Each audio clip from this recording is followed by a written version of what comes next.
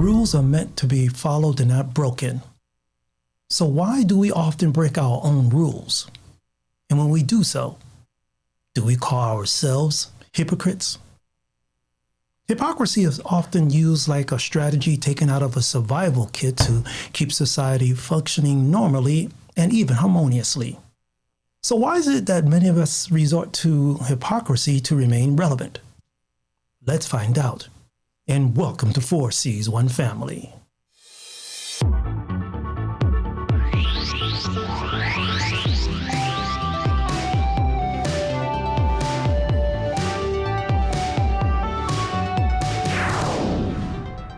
Has there ever been a time when someone we knew, cared about, or even ourselves resorted to using hypocrisy as a way to safeguard our own or someone else's interests?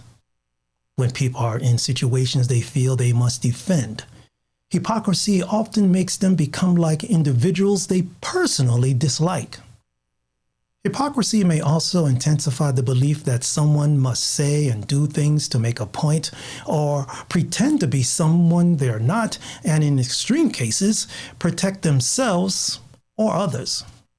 In other words, because hypocrisy is often used to construct and optimize a protective barrier around ourselves, someone, or a group, and serves as a strategic shield to deflect attacks from opponents.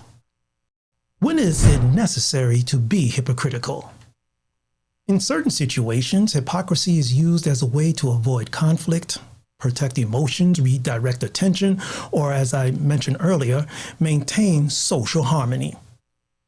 For example, someone might preach about the importance of eating healthy foods, but occasionally indulge in eating unhealthy snacks themselves. While it's better to strive for consistency, being hypocritical can sometimes be a way to show that we all break the same rules, but at the same time, navigate complex social dynamics. Being hypocritical is often preferred. Politicians and celebrities often face intense scrutiny and may resort to adopting hypocritical viewpoints to align with public opinion, garner support, or evade criticism. They might also confess to doing one thing while engaging in actions that contradict a previously preferred opinion, which may help the individual to navigate smoothly through complex political and social landscapes. So, being hypocritical, especially in public life, can arise from the pressure to conform to various expectations of a group an individual prefers or even forced to be a member of.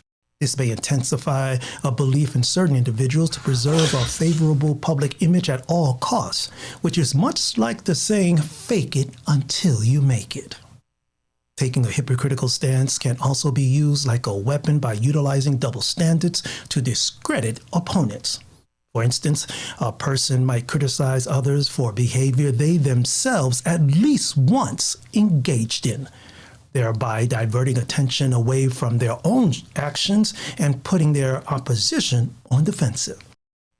This tactic can create confusion, manipulate narratives, and shift focus away from one's own shortcomings to control the narrative.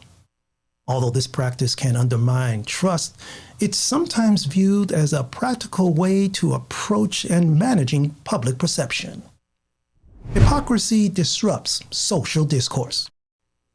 So it's easy to see how hypocrisy can influence social discourse by eroding trust and credibility when individuals or groups advocate for certain values or behaviors but fail to uphold them themselves. This undermines the effectiveness of their message, leading to criticism and polarization. It also hinders productive dialogue and creates an environment where meaningful discussions become difficult or even impossible. Furthermore, it fosters increased distrust towards not only individuals, but also institutions. Hypocrisy can lead to positive outcomes. While being a hypocrite is generally perceived negatively, it can occasionally lead to positive outcomes. For instance, a leader who advocates for environmental conservation but fails to fully practice their own principles can still raise awareness and inspire others to take action. In certain situations, publicly exposing one's own hypocritical actions and opinions can even foster compromise and collaboration because it may encourage individuals to adopt diverse perspectives to achieve a greater good. If you have found what we have to offer of any value, please click on the subscribe and bell buttons below to keep up to date with our current episodes. And if you're listening to our podcast, please subscribe and leave a comment because we're very interested to hearing what you have to say. Thank you for joining us here at 4C's One Family, and remember to stay strong, safe, and healthy wherever you are in the world, because we have much more in common than we think.